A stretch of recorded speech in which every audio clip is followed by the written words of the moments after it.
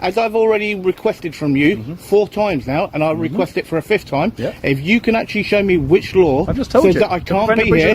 No, which law that I can't be here. Welcome to UK Audit Network, where we expose misconduct, examine police and legal issues, defend civil rights, and push for accountability. This episode comes from the channel To Plod or Not to Plod, so check the link below, subscribe to his channel, and give him the credit he deserves. In this video, the auditor lawfully enters a publicly accessible police station car park, staying completely within his legal rights. However, he is soon confronted by a sergeant who immediately takes an aggressive tone and begins inventing rules while threatening arrest in an attempt to force the auditor to leave. The situation quickly turns into an unnecessary display of authority with no real legal foundation. Later, a PCSO arrives and shows a far more calm and professional attitude, clearly demonstrating the difference between officers who are open to learning and those who simply want to assert control. Why can I not? It's a private car park, sir. It's a public car. Public area. Okay, first of all, can you identify yourself properly for me? Police officer. Okay, yep. But who are you? I'm asking you to leave a private area. I'm asking you to identify yourself No, properly. I'm asking you. If you identify, then we'll engage. Okay, I'm Sergeant Brown Thank you. from Shelburne Police Station. My column number is 2374. Thank you very much, Sergeant. You're in a private car park. Okay, so what You're says not that on I public can't? land. What says that I can't come here? This is a private car park. It doesn't say private. Excuse me, I'm asking you to leave. It doesn't say private. Okay, I'm asking you to leave a private car park. Okay, it's public property. No, it's not. Yes, it is. Who pays for it? This is a police station Who car pays park for it? for private police vehicles. No, it doesn't police say that. personnel. It doesn't say that. Okay, Okay, asking I've you to broken no leave. laws. Okay. I've broken no laws. Okay, I'm asking you to leave the police but I've station. broken no laws. Okay, it is a You're public. trespassing. No, I'm not trespassing. You are Trespass is trespassing. civil. Okay. Trespass is You're civil. creating a breach of the peace, which you can be arrested for. Okay, removed, so where's the member of the public? Excuse me. Okay, there is no member of the public, Excuse so me. it can't be breach of the peace. Excuse me. From the very beginning, the sergeant adopts a confrontational approach based on weak legal claims, insisting that the car park is private property. Yet he fails to show any signs, barriers, or lawful directions that would actually support such a claim. Under UK law, areas of police premises that are openly accessible to the public, such as car parks or entrances to front offices, cannot simply be treated as private because an officer states it. If there are no clear restrictions displayed, members of the public generally have the right to be there and to record. The sergeant then escalates matters further by alleging that the auditor is causing a breach of the peace. The auditor immediately challenges this claim by asking where the affected member of the public is. This question directly highlights the legal problem with the sergeant's accusation.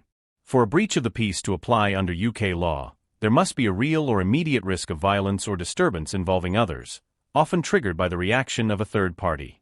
In this situation, no such individual is present, and the only source of tension is the sergeant himself. There is no member of the You'll be public arrested for a breach of the peace and you will be removed. There is no member of the public here, sir. Okay, so as I said to you, if you can tell me which law law it is, okay, to do with breach of the peace, then I will actually deal with that. I'm asking you to remove yourself. And I from a said that I private do not police have to car move. park, okay? I do not have to I'm move. telling you that you do. No, whether or not you okay? tell And me I'm advising and what you the that law if is, you do not, you will be removed. Whether or not, okay? if you removed, and that will be completely unlawful. That will be completely unlawful. Okay, This clearly shows a misuse of the breach of the peace principle, which is designed to prevent imminent violence or serious disorder, not to remove someone simply because their presence is inconvenient. The auditor correctly points out that such an action would be unlawful. In situations where officers lack genuine legal grounds, some attempt to rely on breach of the peace as a vague threat to pressure someone into leaving. However, courts have repeatedly emphasized that this power must be applied carefully and only in legitimate circumstances. It cannot be used as a shortcut to bypass important rights such as freedom of expression or access to publicly accessible spaces. Okay, as I've already requested from you 4 times now, and I'll request it for a 5th time, if you can actually show me which law I've just told says you, that I to can't prevent be a breach here. of the peace. No, which law that I can't I've be just told here. you to prevent a breach of the peace. Breach Doesn't matter of the where you peace are. isn't the law to do with where I stand on public property. Breach of the peace can occur in private or public property. Yeah, and this is breach of the public peace- property. Yes, exactly. So No, a breach you of the peace approach can me. occur here. You approach me. And you, by Okay? being here, are the That's not cause breach of of that the breach peace. of the peace. No, so you came will to be me. removed if you do came not. to me. Okay, you will be right. removed. Do you know who the MPCC are? Yes? Do you know who the MPCC I are? need to answer that question. Okay, well, you might want to read that then. I don't need to read that. Well, you should read it. I'm telling you, you're on private property. And before and you that's what actually, need. before you actually say anything, okay, and this is from the NPCC, okay, and then read that, and then you'll see that I can be here and I can I film. don't need to read that. Okay, so you're refusing to actually uphold. This moment also reveals a great deal about the sergeant's attitude toward both accountability and the law itself. When the auditor produces a document from the MPCC, the Media and Communications Committee of the College of Policing, it is clearly intended to clarify the situation and reduce conflict. The document likely explains the public's right to record and to access areas that are open to the public, including parts of police property that are not clearly restricted. Instead of reviewing the information, the sergeant refuses to read it altogether. This reaction strongly suggests he is not interested in guidance or facts, but only in maintaining authority. Such behavior is not only unprofessional, but also concerning. Police officers are expected under the Code of Ethics and College of Policing guidelines to remain open-minded, fair, and informed. Refusing to consider relevant information presented by a member of the public undermines those responsibilities. You're an embarrassment. And is your body camera on, by the way? Absolutely. Okay, why didn't you tell me? You didn't give me a chance. You're talking to me. Okay. You didn't tell me you're recording. I don't need to. You do. You do. You collect data, and under data protection laws, okay, and on your actual own website, you're meant to inform the members of the public when you turn your body camera on at the first available moment. Okay? So, and I will be requesting a copy of that footage, so make sure that you don't delete it. Okay? If you had the correct signage, I wouldn't have come in. Okay? I'm telling you, it's private. I'm telling you, informing you, a police officer's telling you, Regardless, there's a private area, there's private... It doesn't state that. private vehicles It here. no, Okay. There are private it's public vehicles. information. Yeah, I'm telling you, I've informed you, Okay. I've informed you as a police officer, this is a private area, okay? It doesn't and state I'm that. asking you to leave. If you can show me where it states that. Okay? Okay. I'm telling you. No, I'm whether or not informing you tell me, what you tell me does not trump what my legal right is. Yeah, I'm asking Okay, you to and leave, it doesn't okay? trump what my legal I'm right asking you is. to leave. If you remain here, you'll be removed. Okay, by who? By myself. By who? By myself. Okay, and I told you, if you touch me, it will be unlawful. Okay. Throughout the interaction, the sergeant repeatedly insists that because he is a police officer, his statement alone should be accepted as proof that the area is private. However, under UK law, public access cannot simply be removed because an officer says so. If a location is truly restricted, this must be clearly communicated through proper signage, barriers, or lawful instructions supported by legislation. This type of attitude is more than dismissive, it is potentially harmful to public trust. In a democratic society, policing operates on the principles of law and public consent, not on rank or personal authority. Officers must be able to justify their actions by referring to actual laws or policies. When they rely solely on their badge and refuse to acknowledge factual information, they are no longer enforcing the law but instead attempting to shape it according to their own ego. Okay, that's why I've just walked back there to double check for signage. You do not have any signage at all that states private. I'm informing you. This is a You private area. informing me saying private, okay, I can tell you, okay, I'm the Prime Minister, okay, and it makes no difference what I say, because there's no way of actually backing that up. I'm telling you, by your presence here, you're creating a breach of the peace. Okay? I'm not creating For which that you can be breach of the peace. For which you can be arrested. You Who are. approached who? Who approached Your who? presence here No, is no, no, no, causing a no, breach of the peace. no. Because if you weren't Who here, I wouldn't approached be who? here. If you weren't here, I wouldn't Well, you be don't here. have to be here. I do, because No, you're, you on, do you're not. in a private police area. It doesn't trespassing. state private. Yeah, but you've been Okay. informed It doesn't that state you've private, been and it's not a informed. restricted area. You've been- It's not a restricted Yeah, area you've been informed because there's no it's not barriers or nothing. Okay, so there is nothing there. Good afternoon, sir. How are you? Yeah, I'm alright, thank you. Good, good. Just let you know I'm recording as well. No worries. Thank you very much. Can you just identify yourself properly for me, please? I can say I'm Richard, PCSO 5992. Thank you very much, sir. Okay. So, what are you up? I'm just filming a public building. Okay, you know who the MPCC are, yeah? Okay. So, are you fully aware of what they do? Well, let's see. You can have a look at the letter. Yeah, please do. Fine. Please do, and I'm glad that you did, okay? And it's good that a PCSO has actually taken that out, okay? When you've got an actual sworn constable there, that wouldn't actually take that to actually have a look.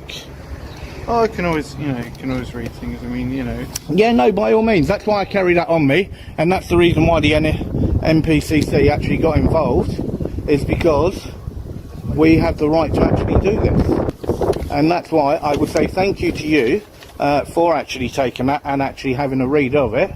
And you can see how important it is to actually have documents like that on us. When the PCSO arrives on the scene, he immediately demonstrates the behavior that the sergeant failed to show. He calmly informs the auditor that his body-worn camera is recording and properly identifies himself, which is a basic expectation under the College of Policing's Code of Ethics. When asked whether he is familiar with the MPCC, the PCSO does not respond with hostility or dismissal. Instead, he politely says that he would be willing to look at the letter. This simple response shows a genuine willingness to understand the situation. It reflects the type of professionalism that should guide interactions between officers and the public. Unlike the sergeant, who relied on status and refused to consider new information, the PCSO approaches the matter with openness and respect. So far you've come up to me, you've been very professional, okay? Yeah. You could see what I was doing, okay? I stated you know who the MPCC are, you said yes, I've shown you that document, okay? And you're listening and you're being reasonable with the actual conversation. Yeah. Now, you've decided to actually come up and actually engage and actually have a face-to-face intelligent conversation. Yeah. Whereas that sergeant came out, was very rude, very aggressive. Sergeant, if I get an apology, I will make my way. Okay, now I can't get fairer than that. The way in which you approached me and the manner in which you did, right, and with what you actually threatened me with, okay, was wrong and out of order.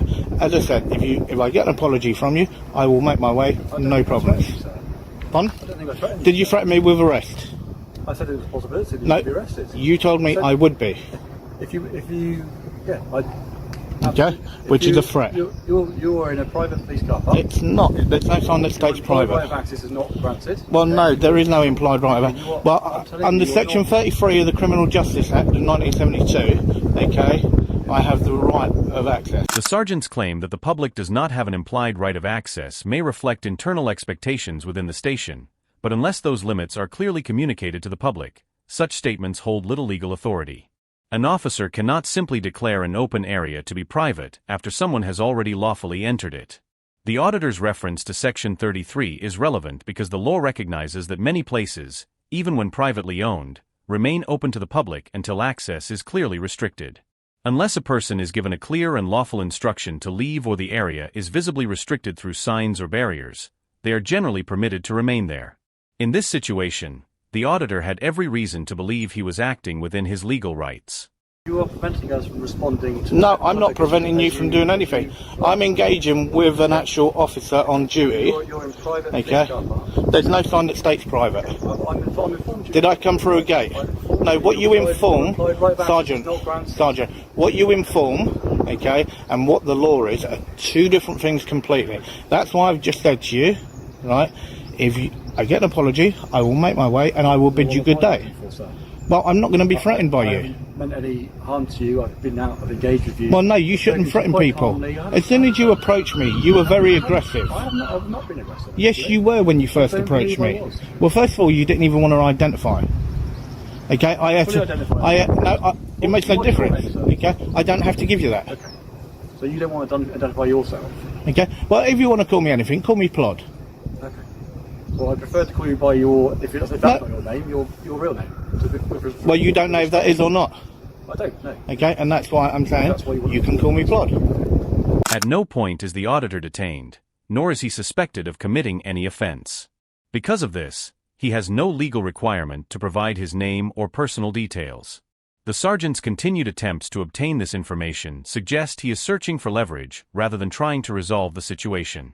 This can sometimes occur when an officer realizes they have lost the legal argument but does not want to admit the mistake. Attempting to gather personal details becomes a way to reassert authority. However, this approach only prolongs the encounter unnecessarily. Ironically, if the sergeant had simply acknowledged that the auditor was within his rights and walked away, the entire situation would have ended immediately. Instead, his decision to prioritize pride over professionalism meant the whole exchange was captured on camera. And that's why I said that for what was actually said and done, okay, if I get an apology, I will bid you good day. I don't believe I was aggressive. Well, is it right to threaten somebody with arrest? Is it right to threaten somebody with arrest for doing a lawful activity? If it's debatable whether it was lawful activity, wasn't it? You're on private property. No, it doesn't My state mind, private you're property. breaching the peace. It does not state private property. and I'm telling you, okay, and what it's you got to private remember, okay, is it's public property. I've informed you that this is a private police car park with private. Well, there's nothing up there that private states vehicles. private. I understand that, but I've informed you several times. Okay. That it's private. And I also did ask Right you. back, this is not there. I also did actually ask you Yeah. to give me the correct law Okay. for that, and I said that if you could give me that as well, So that I would also it's make my a way. breach of the peace. It's not a breach of the peace. To Hang me, on, it- hang on. You tried to come out with breach of the peace, okay? You tried to come out with trespass, Okay. Yeah. right? Did you inform me of civil, which I agree with? Right? Yeah. Right. You then also tried to come out with literally to do with me, I didn't come out with anything else. I came out with the breach of the peace until you were trespassing in the private police car park. and as I said to you, okay, there are no signs there, so I there is no understand law that I'm has not been debating- broken. I'm not debating that, I agree with you. Okay, so if you actually agree with me, I'm doing nothing wrong. If I've upset you and offended you, I apologise. Okay? Right, and that's all I was looking for. Okay, so I say thank you very much for your apology. Thank you. Right, and I'll bid you good day. Thank you. See, that's exactly all what it needed to be like. Okay, and can I say to yourself, thank you very much for your time. Okay, I really do appreciate it. Okay, and do have a lovely day. Okay, Sergeant, have a lovely Good day, day. sir. Okay, so. Eventually, the sergeant offers an apology, but even this comes with a degree of hesitation. By saying, "If I've upset or offended you, I apologize," he avoids fully accepting responsibility. The use of the word "if" suggests uncertainty rather than genuine acknowledgement of wrongdoing. Throughout the entire encounter, the officer repeatedly made incorrect claims. He insisted the car park was private without any visible signs or barriers to support the claim. He threatened arrest for breach of the peace despite the absence of any member of the public who might be affected. He refused to review the MPCC guidance offered by the auditor and instead relied entirely on his authority as an officer. In contrast, the PCSO handled the situation with calm professionalism, identifying himself, explaining that he was recording, and showing a willingness to read the document. His behavior demonstrated how respectful communication could have resolved the matter quickly. Ultimately, what could have been a simple and uneventful moment of filming turned into a lengthy confrontation driven by misinformation and misplaced authority. The incident serves as a clear example of how poor understanding of the law, combined with an unwillingness to listen, can lead to embarrassment and public scrutiny.